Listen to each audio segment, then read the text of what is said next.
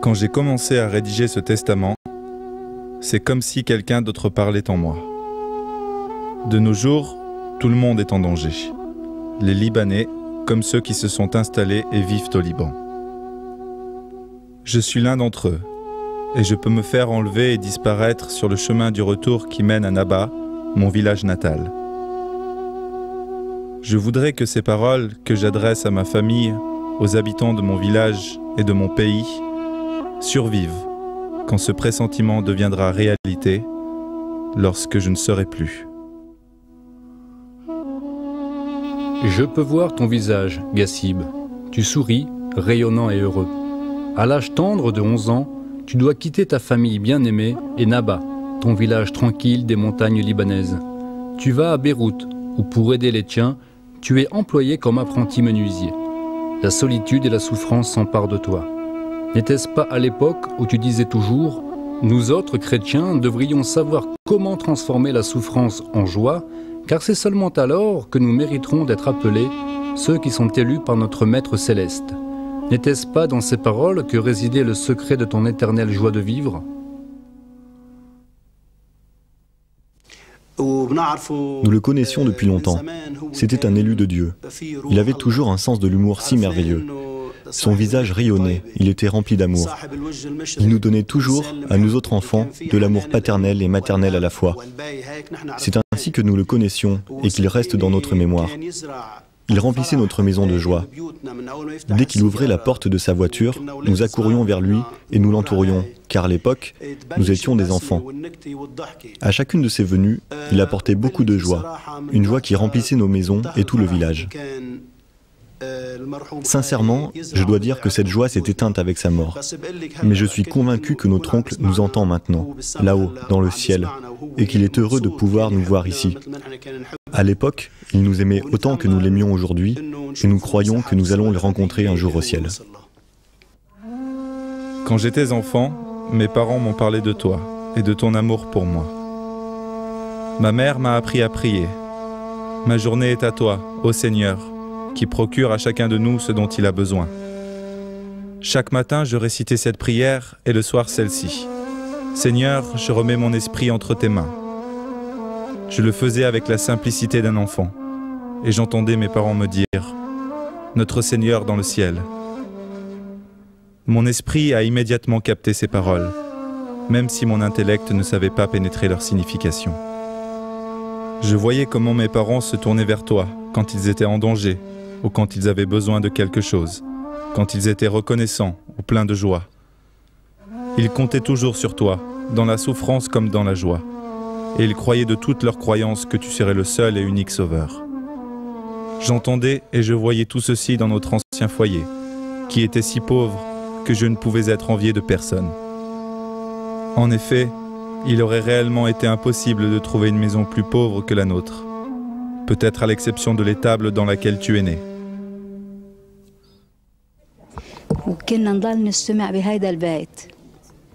Nous nous sommes toujours réunis dans cette maison.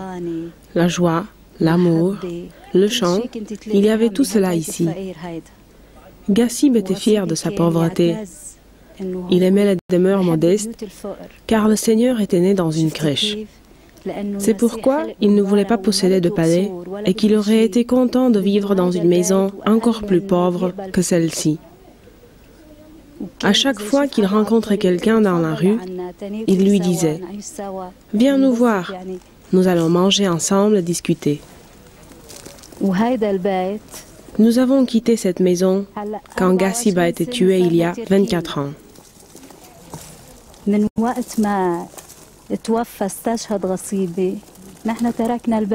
Tous les matins, dans cette pièce, j'entendais mon père qui disait « Tous les peuples glorifiaient le Seigneur ».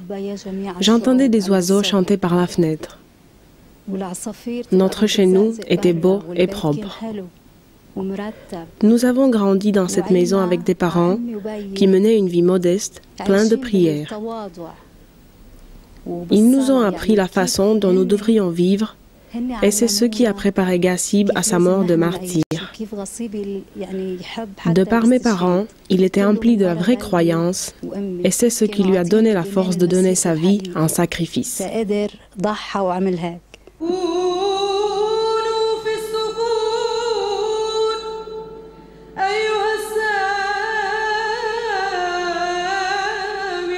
C'est dans ton 17e été que ton père a rejoint le Seigneur. Tu es alors obligé de retourner dans ton village pour t'occuper de ta mère et de tes sœurs. Tu n'as pas de travail et tu consacres tout ton temps aux enfants. Tu ouvres leur cœur à la vérité de Dieu. Cela devient ta joie et ta vie. À ce moment-là, l'évêque a décidé qu'il fallait donner au moins une compensation à ceux qui faisaient le catéchisme parce que c'était des gens qui avaient besoin. Alors j'ai dit à Racibé, veux-tu que je te forme pour la catéchèse et puis tu fais le catéchisme avec nous et tu gagnes pas grand-chose mais au moins quelque chose. D'abord il m'a dit, je ne veux pas parce que la parole de Dieu ne se vend pas. Je ferai le catéchisme avec toi mais je ne serai pas payé. Mais il faut bien vivre. Alors au bout de quelque temps, il a quand même accepté d'être payé. C'était un plaisir de voir comment Racibé il aimait donner la catéchèse. Combien dans tous les villages, on avait 14 villages où on faisait la catéchèse. Alors les enfants, ils l'aimaient beaucoup. Et il fallait voir quand il parlait, les enfants, ils voulaient vraiment transmettre la foi en Jésus-Christ.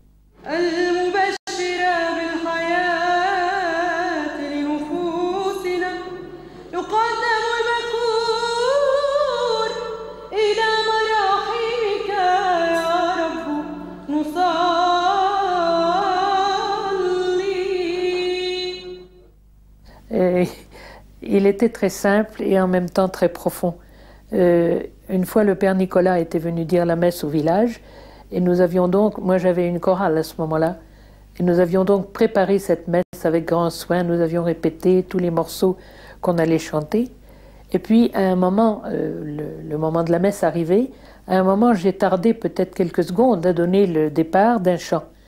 Et lui, le Père Nicolas qui était à l'autel, a commencé le chant, mais lui, il chantait très faux, le Père Nicolas. Alors, après la messe, en rangeant avec Racibé, je lui dis vraiment, ce Père Nicolas, il nous a fait rater le plus beau morceau qu'on s'était donné tant de mal pour apprendre. Alors, il me regarde d'un air ahuri, il me dit, alors c'est ça qui te tracasse? Mais pense un peu quand tu vas être à l'heure de ta mort, si tu t'en rappelleras encore. Mais ça n'a aucune importance. Ta vocation de servir Dieu a commencé à grandir et à mûrir. Voulant devenir prêtre et serviteur de Dieu, tu cherches un séminaire de prêtres qui te fera avancer. Mais ce n'est pas facile, car tu es trop pauvre et tu n'as aucun diplôme à présenter. Mais enfin, les jésuites de Tanaïl t'ouvrent leurs portes. Il venait souvent prier à l'église Sainte-Marie. Il priait la Vierge Marie et Jésus. Parfois, il se promenait le long du chemin jusqu'à l'étang, un grand étang qui, quand on suit la route, est à peine à 20 minutes d'ici. En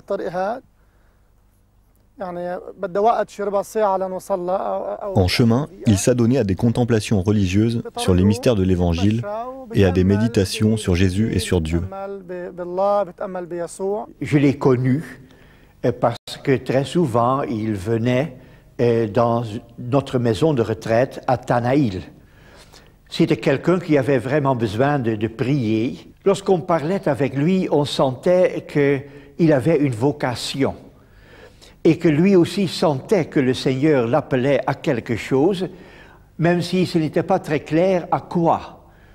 Lui, bon, c'est tout à fait normal, il ne pensait pas tellement aux martyrs, il pensait plutôt au sacerdoce. Il pensait à la vie religieuse. L'heure H sonne. L'heure de faire un dernier sacrifice, expression de l'amour sans limite. Tu es trahi. Noël approche et ce 22 décembre 1975, tu veux rentrer à la maison pour être avec les tiens, à Naba, ton village.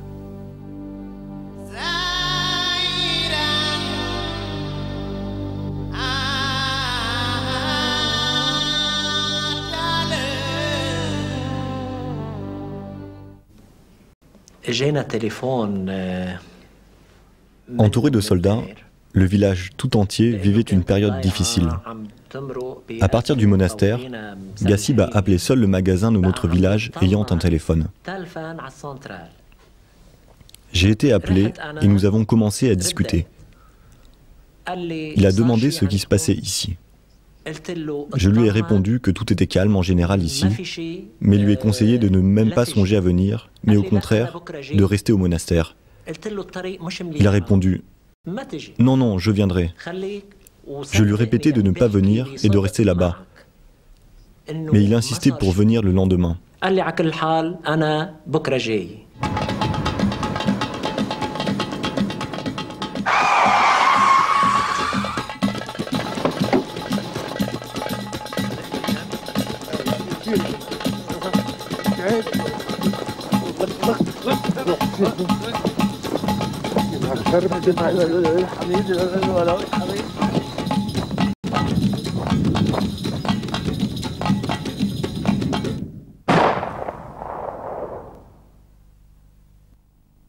Les musulmans ont prévenu au village qu'on avait trouvé un corps gisant un cadavre gisant dans la boue dans un petit village à quelques kilomètres de là.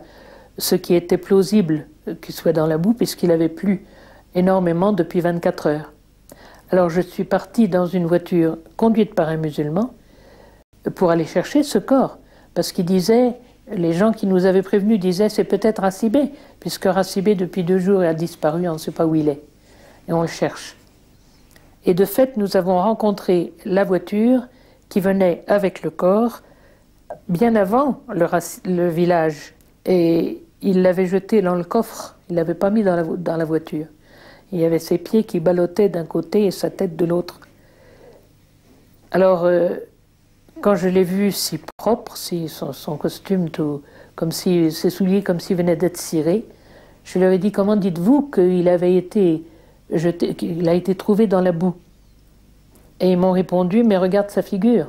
Or, sur sa figure, ils avaient mis une balle de boue qu'ils avaient triturée, pétrie et qu'ils avaient collée sur sa figure, où on voyait encore les traces de la main. Alors j'ai haussé les épaules parce que vraiment c'était criant que c'était un mensonge. Et toute l'histoire a été découverte. Tu avais été enlevé parce que tu avais refusé de vendre la terre de tes ancêtres. Tu étais leur otage. Ils t'ont gardé 2 jours. Mais ensuite, comme toujours avant le dîner, tu as fait le signe de la croix. Tu savais qu'en faisant cela dans la maison d'un musulman, tu commettais un blasphème passible de la peine de mort.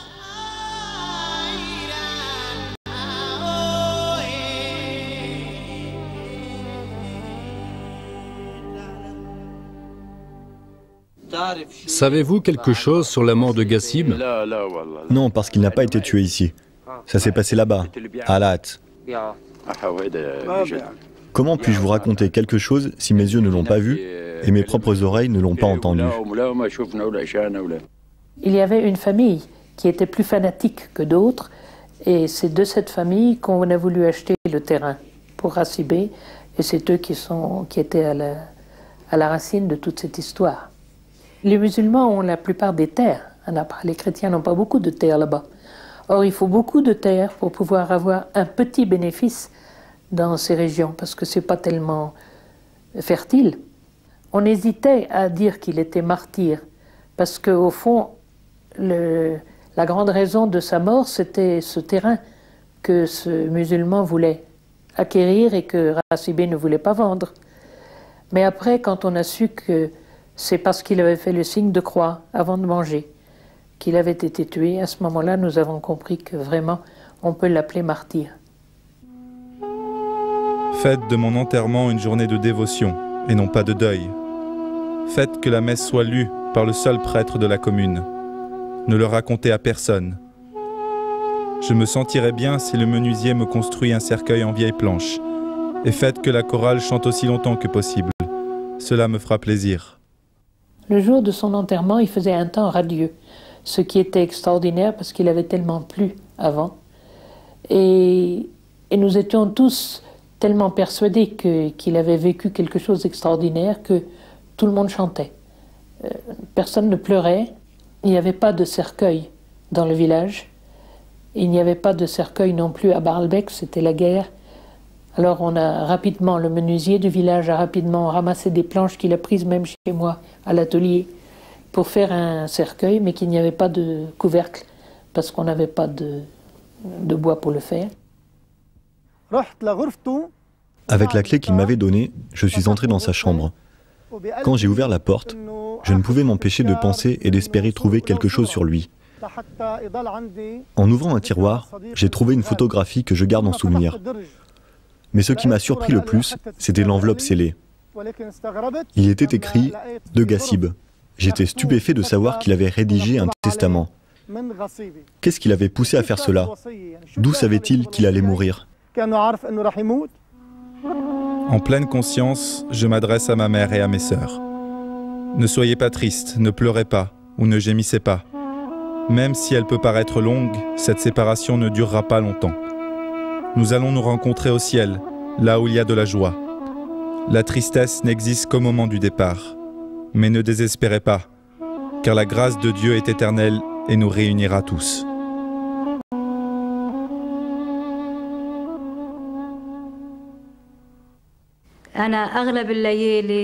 Presque chaque nuit, je prie pour tous ceux qui l'ont tué, car Gassib aimait jusqu'à sa fin, et elle a témoigné avec son sang comme son maître Jésus qui a dit, au moment de mourir sur la croix, « Père, pardonne-leur, car ils ne savent pas ce qu'ils font. »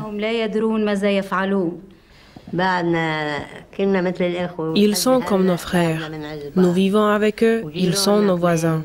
Nous les aimons, nous ne ressentirons aucune colère contre eux, même s'ils sont musulmans.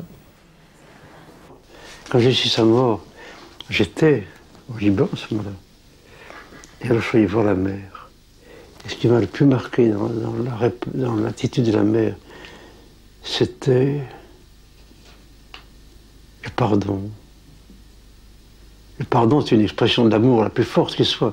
Pardonner, mais c'est exprimer ce que souvent nous arrachons nos entrailles, aimer, consoler. Et elle en était capable. Donc on a cette femme, une femme qui est pour nous un témoin, qui nous ouvre le chemin, qui nous montre la route, qui éclaire le chemin. Parce que le pardon est une réalité si essentielle. Je n'ai qu'une seule chose à vous demander. Pardonnez de tout votre cœur ceux qui m'ont tué. Exigez avec moi que mon sang, même si je suis un pécheur, serve de sacrifice expiatoire pour les péchés du Liban, afin qu'il soit réuni avec le sang de toutes les victimes de tous les fronts, quelle que soit leur croyance.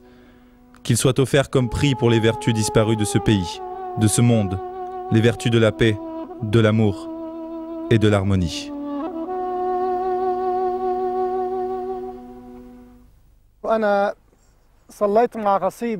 Gassib et moi prions Dieu toujours ensemble pour qu'il veille sur le Liban et qu'il donne la paix et l'harmonie à tous les habitants de ce pays.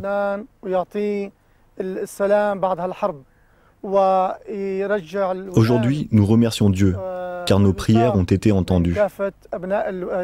Et même si Gassib est maintenant au ciel, il reste aussi parmi nous. Et comme nous, il remercie certainement Dieu d'avoir entendu nos prières. وأكيد مرتاح لهالشيء.